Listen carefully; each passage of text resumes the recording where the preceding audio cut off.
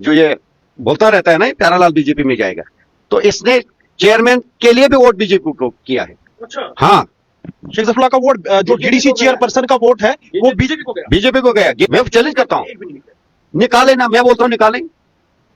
उस दिन मैं इंटरव्यू नहीं दूंगा आपको, शक्ल नहीं दिखाऊंगा, आए ना मैदान में, अगर उसकी कांग्रेस की बुनियाद है। लेकिन जाति कोई सवाल करने, कोई जातियात पे पहुंचना, इसको कर्जा है फिर मैं अकाउंट देखूंगा। अरे भले तू जा, मेरे घर के सामने अभी 25 करोड़ की मशीनरी खड़ी है, मैंने तो केस किया है इसके ऊपर, मैं वो भी आपको बता दूंगा। केस क्या आपने केस? डेफेमेशन केस किया मैंने, मेरी जातियात पे कैसे ये पहुंचा, इसके समन, इसके नोटिस घर गई है और समन निकालने जा रहा हूं इसके खिलाफ, ये प्रूफ करे, और इसके वीडियो मेरे पास है, वो कोर्ट में पेश करूंगा। जम्मू कश्मीर की इंदरवाल कॉन्स्टिट्यूएंसी और इंदरवाल कॉन्स्टिट्यूएंसी से चुने हुए नुमाइंदे प्यारेलाल शर्मा हमारे साथ है। लगातार हम इनसे बात करते हैं, लेकिन आज खुसूसी मुलाकात होगी और इस खुसूसी मुलाकात में आने वाला जो बजट सेशन है उसके ऊपर भी बातचीत होगी। लेकिन सबसे पहले मैं प्यारेलाल जी से यह जानना चाहूंगा, बहुत बहुत शुक्रिया वक्त देने के लिए। सबसे पहले ये मैं जानना चाहूंगा कि सोशल मीडिया पे इस वक्त आपकी कॉन्स्टिट्यूएंसी बहुत ज्यादा सुर्खियों में है। कांग्रेस का एक नेता आप पे इल्जाम लगा रहा है कि प्यारेलाल जी जब से जीते हैं तब से इंदरवाल कॉन्स्टिट्यूएंसी में वो वापस नहीं आए हैं, पहला सवाल।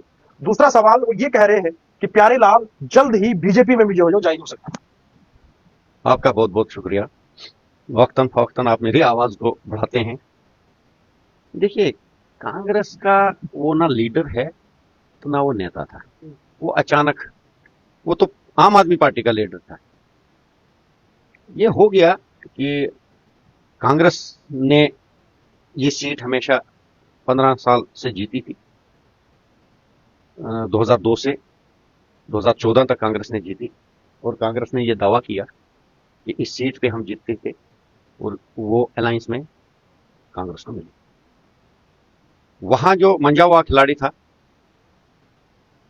उसने वो पार्टी छोड़ दी थी, अपनी पार्टी बनाई थी, और उसका ही एक षड्यंत्र था कि नेशनल कॉन्फ्रेंस का चुनाव निशान प्यारेलाल को अगर मिलेगा तो यहां जमानत जब्त हो जाएगी सारे कैंडिडेट्स की। उसने बहुत बड़ी गेम खेली कि अगर मुझे भी नहीं तो प्यारेलाल को भी मैंडेट नहीं मिलना चाहिए। तो ये उसकी मेहरबानी से कहीं से टपक पड़ा कि मैं ही अब कांग्रेस का नेता हूं यहां, क्योंकि कांग्रेस के पास भी दूसरा ऑप्शन कोई नहीं था, उनका कांग्रेस की बुनियाद ही नहीं थी। वहां जितना भी वोट अब था वो नेशनल कॉन्फ्रेंस का था, या मेरा जाती अपना वोट था, लोगों का जो प्यार मेरे साथ था वही वोट था। तो आया तो मैं भी मैदान में कूदा। तो आप देखते हैं 3 मंजे हुए खिलाड़ी या 2 मंजे हुए खिलाड़ी कहीं खाते में थे, ये चौथा कहां से? लेकिन आप पे साफ तौर पर यह इल्जाम लगाया जा रहा है कि प्यारेलाल जल्द बीजेपी में ज्वाइन करेगा। अगर मैंने बीजेपी ज्वाइन की करनी होती तो मैं 2014 का बीजेपी का कैंडिडेट था, जो मुझे बुला रहे थे कि आप आइए आपको मैंडेट देंगे। तब मोदी जी की लहर थी 2014 में, कहीं कहीं निकले उस लहर में जिनको पता भी नहीं था सियासत का। मैं ना कभी बीजेपी में जाऊंगा ना गया हूं। हाँ, ये लोग जो आज बयान देते हैं इनको मैं सबूत करूंगा कि डीडीसी बनने के बाद आपने किस दरवाजे से जाके कश्मीर में सुनील शर्मा के साथ मुलाकात की थी, जब चेयरमैन का इलेक्शन होने जा रहा था, डीडीसी चेयरपर्सन का इलेक्शन होने जा रहा था, किसको चेयरमैन बनाना है इसको मैं बता दूंगा। जो ये बोलता रहता है ना, प्यारेलाल बीजेपी में जाएगा, तो इसने चेयरमैन के लिए भी वोट बीजेपी को किया है। अच्छा, हाँ, शेख सफुल्लाह का वोट जो डीडीसी चेयरपर्सन का वोट है वो बीजेपी को गया। बीजेपी को गया। गिने ना कितने वोट आए उनको, वो कहां से आए, किसने दिए? अगर 5 लोग उनके साथ ओपन थे तो छठा वोट कहां से आए? ये कहानियां छोड़े, ये मिला हुआ है चारों तरफ। ये बस फेसबुक पे अपनी सियासत रखना चाहता है, अपने आप को दिखाना चाहता है कि मैं लीडर हूं। ये पढ़ा, ये मड़वा वाले बोलते हैं पढ़ा लिखा है। मैंने सोचा कि कहीं पीएचडी तो नहीं की है, चलो डॉक्टर तो लिखेगा पीछे, लेकिन वो भी नहीं है। वैसे इसने मास्टरी की होगी, तो मेरी बच्ची ने भी की। यहाँ पढ़े लिखे नहीं है, ये मुझे अनपढ़ कहता है जिसके खानदान के 4 केएस अफसर है। क्या बात है, पढ़ाई करनी है, मेरी बच्ची आईएएस की तैयारी करनी। मैंने कभी नहीं कहा कि मेरी बच्ची आईएएस अफसर बनेगी, और बन के रहेगी। 98% मेरी बच्ची आज तक मैट्रिक से लेके ग्रेजुएशन तक 98% मार्क्स लेके आती। मैंने कभी फेसबुक पे लिखा मेरी बच्ची है। मेरी बड़ी बेटी ने एमबीए किया है, मैंने बोला कभी मेरी बेटी एमबीए करके? मेरे बेटे ने इंजीनियरिंग की है, मैंने कभी बोला मेरा बेटा इंजीनियर? ये पढ़ाई आज तो किसी काम की नहीं है, नौकरियां ही नहीं मिलती है, तो हम पढ़ाई क्यों गिने?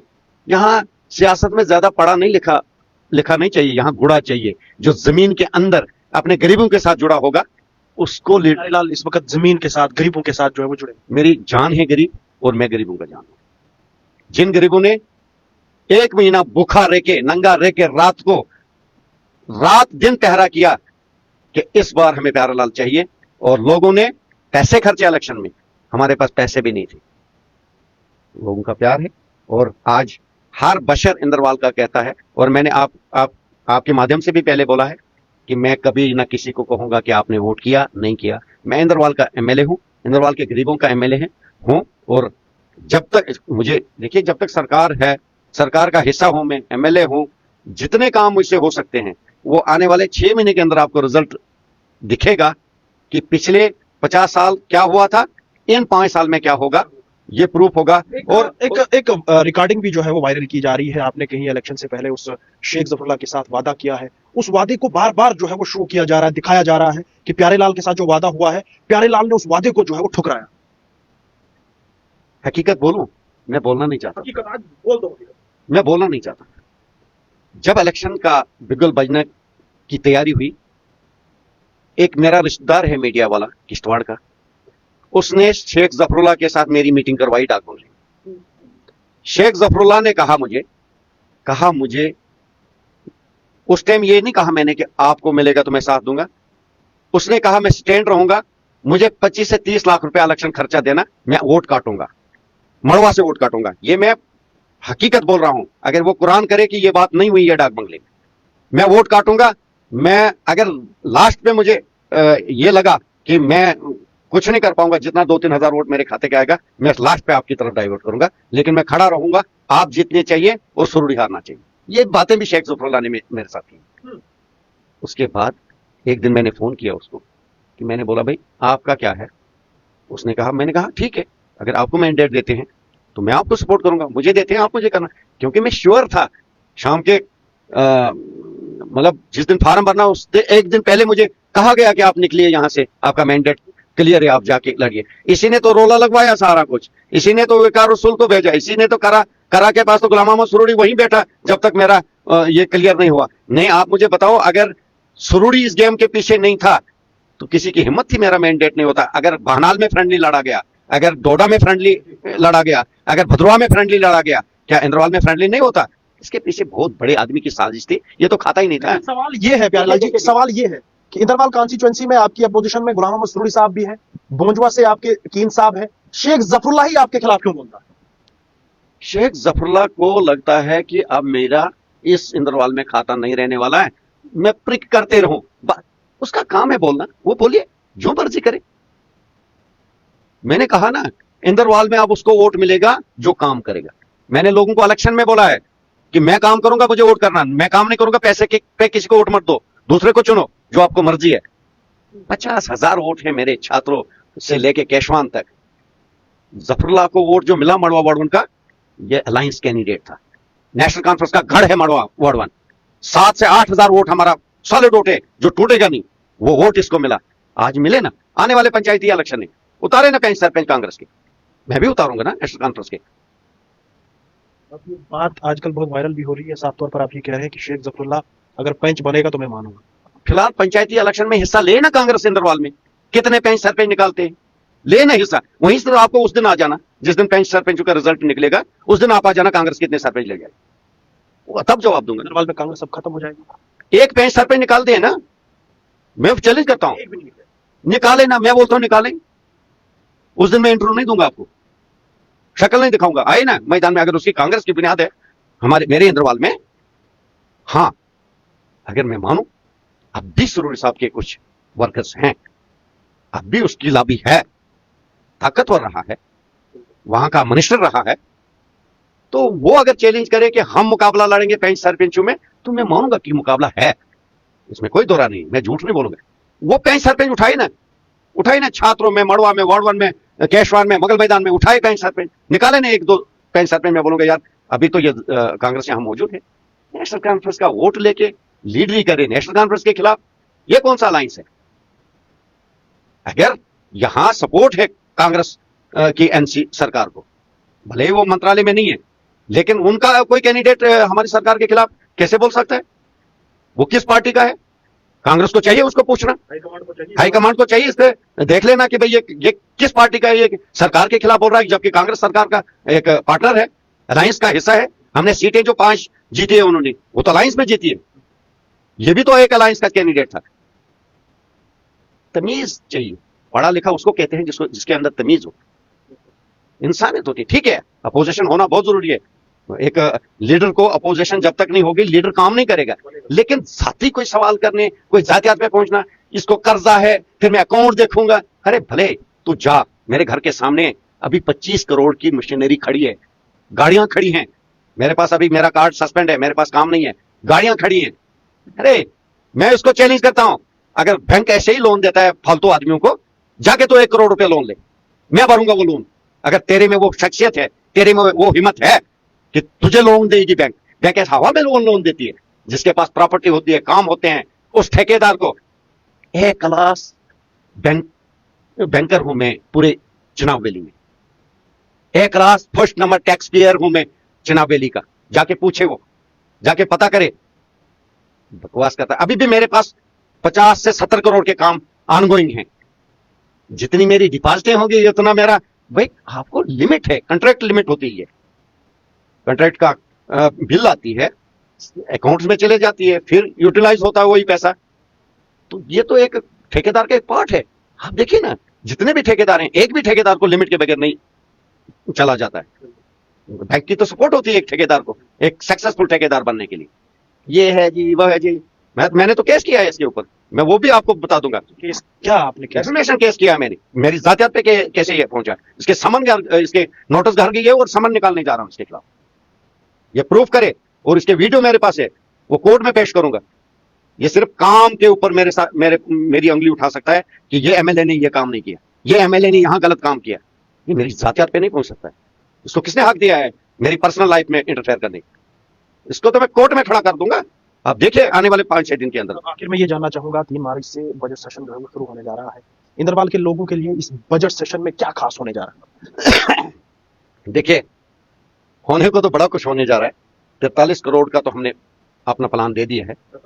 हाँ, 43 करोड़ का मेरा प्लान जो है, जैसे वो वेट होता है, जिसकी मीटिंग सीएम साहब ने भी ले ली, वेट होता है, अभी पब्लिश उसको नहीं किया मैंने, क्योंकि कहीं ऐसी चीजें हैं कि अगर सैंक्शन ना हो, उसमें से कोई स्कीम ड्रॉप हो, तो उन लोगों को थोड़ी ठेस पहुंचेगी कि पहले कहा ये काम आपका है, पैसा नहीं आया। जैसे ही मेरा प्लान सैंक्शन होता, आपके सामने आ जाएगा कि मैंने इंद्रवाल के लिए क्या क्या प्लान रखे हैं। रेजोल्यूशन भी कोई आने वाली है इस सेशन में? रेजोल्यूशन तो आएगी। क्या होगा इस रेजोल्यूशन में? देखिए, रेजोल्यूशन लाना मेरा काम है, पास होना वो तो असेंबली का काम है, लेकिन मैंने कोई गलत रेजोल्यूशन नहीं लाया होगा। सबसे पहला मेरा रेजोल्यूशन है इसमें कि चिनाब वैली को में 5 पावर प्रोजेक्ट हैं, हमें वहां से फ्री बिजली चाहिए। ये रेजोल्यूशन मैंने असेंबली में लाया है। पास होना ना होना वो मुकद्दर के खेल है, मैंने लाया है, और मैंने हर एमएलए को कहा है कि इसमें मेरी मदद कीजिए। आप देखिए कि देखो, यही बिजली हमारी चिनाब वैली से जाके दिल्ली भी जाती है, तो केजरीवाल ने फ्री दिया ना। यही बिजली पंजाब में भी जाती है, तो पंजाब में फ्री दी ना। हम ज्यादा नहीं मांग रहे हैं, हम चिनाब वैली के लिए तो दें, गर्दा हम खाएं, जमीन हमारी जाए, कैंसर पेशेंट हमारे लोग बने, चेस्ट इन्फेक्शन हमारे लोगों को हो जाए गर्दे से, एनवायरनमेंट हमारी खत्म हो जाए, तो हमें बिजली का भी फायदा नहीं। ज्यादा नहीं तो मैं सरकार से ये डिमांड करता हूं, अपनी सरकार से, जो सीएसआर का पैसा आता है प्रोजेक्ट में, वो जाया होता है, हमें उतनी बिजली दे, जितने हर प्रोजेक्ट का पैसा आता है। हर प्रोजेक्ट का 2 करोड़ रुपए साल का होता है, यानी इवन के 10 करोड़ रुपया कम से कम, जितने प्रोजेक्ट चल रहे हैं 10 करोड़ साल का होता है। सीएसआर का पैसा 2% प्रोजेक्ट कास्ट का होता है, वो डेवलपमेंट वर्क पे, जैसे अच्छा अस्पताल, अच्छे स्कूल, बताइए ना कहां बनाए, कहां बनाए एनएचपीसी ने? दिखाएं हमें, कौन सा बहुत बड़ा अस्पताल बनाया, कौन सा बहुत बड़ा ऐसा स्कूल बनाया, कौन सा बड़ा ऐसा कॉलेज बनाया, कौन सी ऐसी रोड बनाई उस पैसे में? ये मिसयूज हो जाता है, हमें नहीं चाहिए वो, हमें उतनी की बिजली फ्री देगी। ये तो मैंने लाया, एक तो वो लाया है मैंने, एक तो मैंने ये लाया है कि जो हमारे लैंड ओनर हैं, जिन्होंने लैंड दी है, कोई भी गवर्नमेंट बिल्डिंग्स के लिए, कहीं भी हेल्थ के लिए दी, एजुकेशन के लिए दी, पीएचई के लिए दी, आरडीडी डिपार्टमेंट को दी, उन लोगों के पास तो उतनी लैंड, कम से कम उनका तो एक सदस्य घर से वहाँ 4th क्लास ही लगना चाहिए। ये रेजोल्यूशन भी मैंने लाया, और मैंने ये एक रेजोल्यूशन लाया है कि आज जो पीएम जैसे 4th आया है, पीएम जैसे थर्ड तक कंपनसेशन दिया जाता था, तो लोग लैंड देते थे। हमारे लोगों के पास एक कनाल लैंड है, तो मैंने रेजोल्यूशन लाया कि पीएम जैसे फोर्थ में भी कंपनसेशन मिलना चाहिए, ताकि जितने भी ये प्रोजेक्ट सैंक्शन हो जाएंगे, जितनी भी डीपीआर सैंक्शन हो जाएंगी पीएम जसोई में, उतनी तब कामयाब होंगी, उतने काम तब हो सकते हैं जब हम लोगों को कंपनसेशन देंगे। तो ये चीजें लाई। बाकी जो सवाल पूछे होंगे वो ज्यादा बोलने की जरूरत नहीं, वो असेंबली में पता चल